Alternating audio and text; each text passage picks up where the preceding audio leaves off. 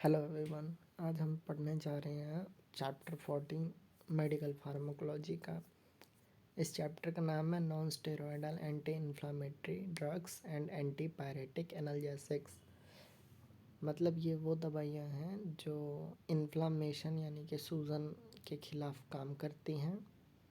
ये स्टेरॉयडल नहीं है। इसके अलावा ये एंटी पायरेटिक यानी कि टेम्परेचर पायरेसिस को डाउन करने वाली दवाई है। और एनाल्जेसिक है। मतलब एनाल्जेसिक का मतलब होता है वो जो दर्द को कम करे।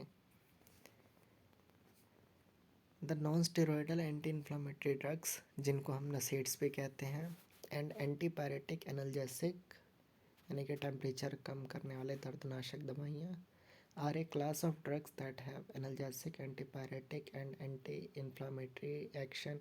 ये वो क्लास की दवाइयाँ हैं जो कि दर्द कम करती हैं, टेम्परेचर कम करती हैं और साथ ही साथ सूजन कम करती हैं in different measures. In contrast to morphine, they do not depress CNS and do not produce physical dependence. ये मॉर्फिन की जगह पे ना तो सेंट्रल नर्वस सिस्टम को हमारे डिप्रेस करती है और ना ही इसकी हमें लत लगती है, कोई फिजिकल डिपेंडेंस होती है। They have no abuse liability and particularly effective in inflammatory pain. इनकी कोई लाइबिलिटी नहीं है और साथ ही साथ ये बहुत ही इफ़ेक्टिव होते हैं किसी भी टाइप के दर्द में जो सूजन की वजह से होता है। They are called non narcotics, non opioid और एस्पिरिन लाइक एनाल्जेसिक्स। ये नॉन नारकोटिक, नॉन ओपियोइड और एस्पिरिन लाइक एनाल्जेसिक्स के नाम से भी जाने जाते हैं। They act primarily on peripheral pain mechanisms but also in CNS to raise pain threshold. ये दवाइयाँ जो हैं वो बेसिकली तो PNS पे अपना एक्शन दिखाती हैं जब वहाँ पेन होता है, बट CNS में भी इनका इफेक्ट होता है।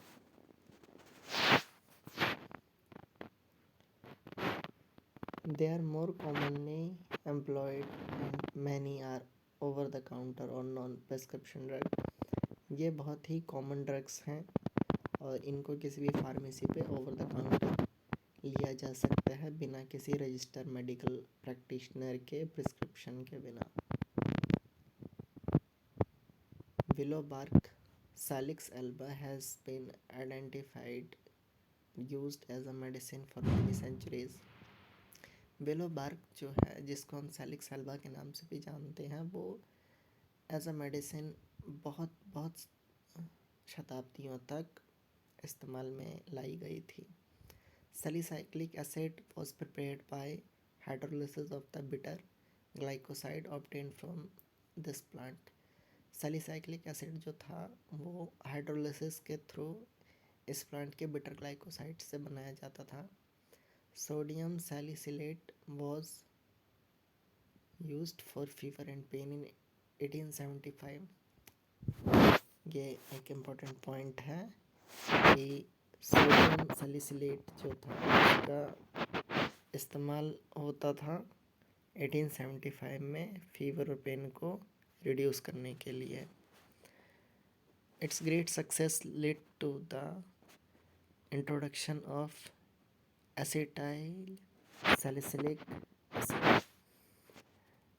इसकी सक्सेस जो थी उसने एस्पिरिन को इंट्रोड्यूस किया 1899 में। Phenacetin and antipyrine were also produced at that time.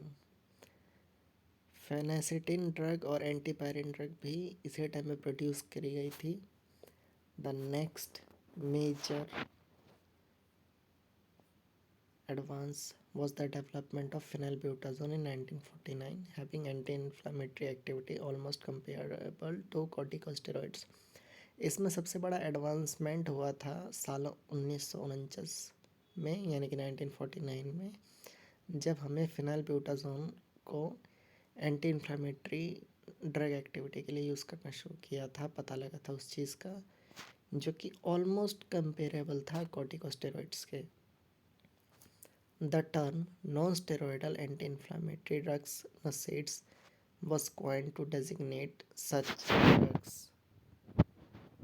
ये एक इम्पोर्टेंट चीज़ है कि फिनाइलब्यूटाजोन जैसी ड्रग्स को मेमोराइज करने के लिए ऐसे ही ड्रग को नाम दिया गया था एंटी इन्फ्लामेटरी ड्रग्स।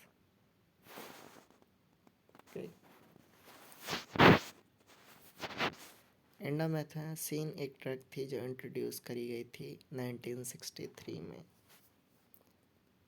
अब हम बात करते हैं अपने कुछ non steroidal anti inflammatory drugs antipyretic classes के बारे में।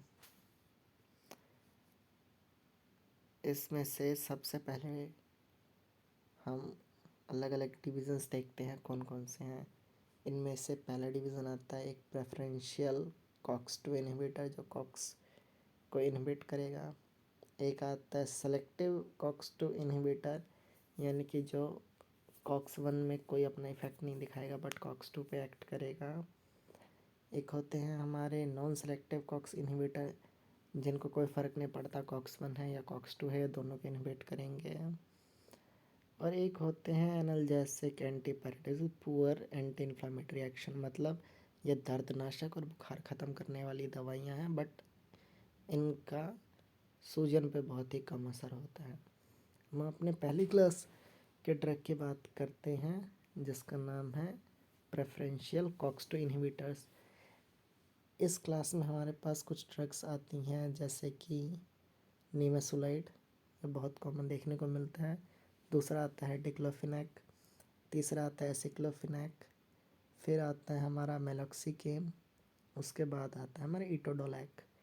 इन दवाइयों को ओवर द काउंटर भी हम ले सकते हैं बिना किसी RMP या रजिस्टर्ड मेडिसिनल प्रैक्टिशनर की प्रिस्क्रिप्शन के बिना। उसके बाद सेलेक्टिव COX-2 इनहिबिटर, मतलब वो दवाइयाँ जो सिर्फ COX-2 को ही इनहिबिट करेंगी अपना एंटी इन्फ्लामेटरी एक्शन शो करने के लिए।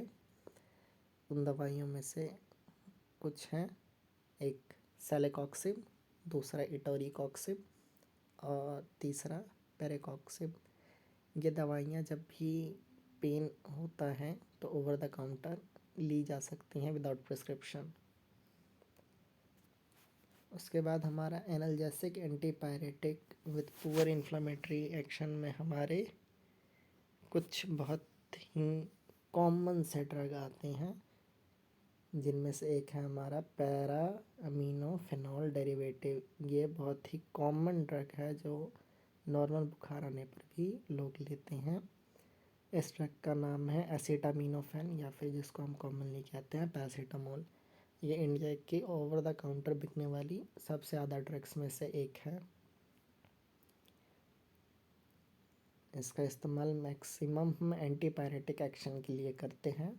एंटी इन्फ्लामेटरी इसका ना के बराबर एक्शन शो होता है और paracetamol as an analgesic combination में दी जाती है मैक्सिमम इंडिया में डिक्लोफेनेक सोडियम के साथ।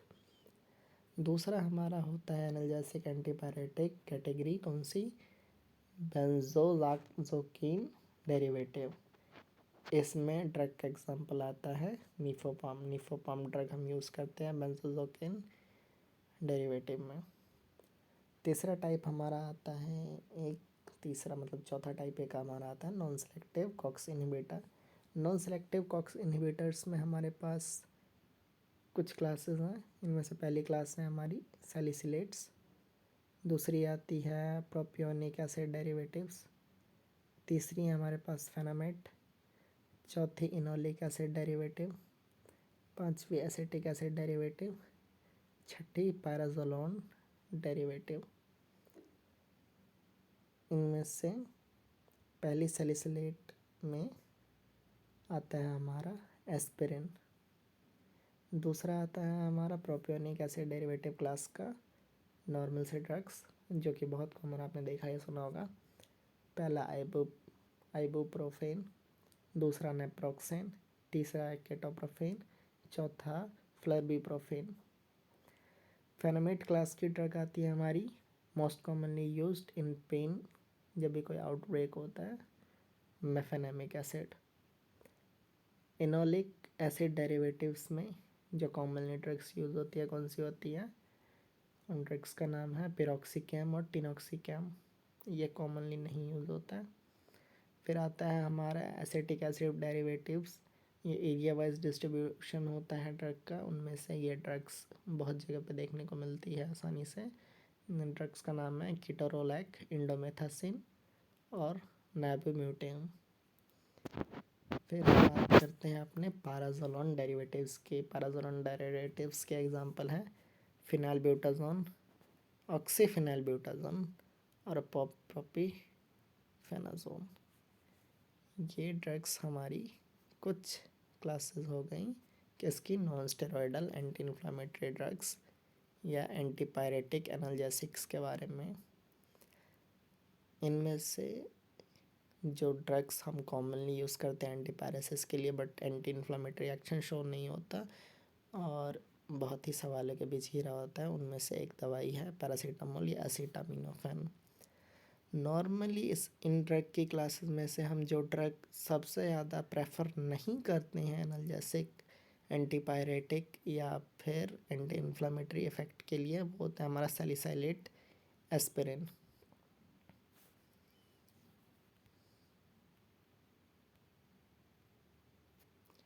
फिर हम बात करते हैं एंडोमेथासिन वॉज इंट्रोड्यूस इन 1963।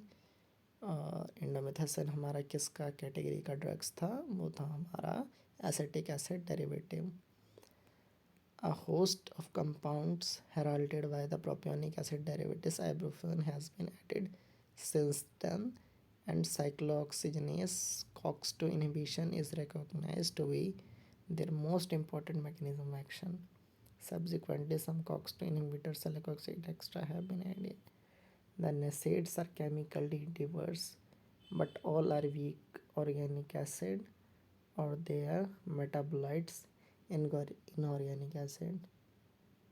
इसको याद रखना कि नसेट्स जो भी हैं, जितने भी हैं, वो वीक ऑर्गेनिक एसिड्स हैं और उनके एक्टिव मेटाबोलाइट्स ऑर्गेनिक एसिड्स हैं।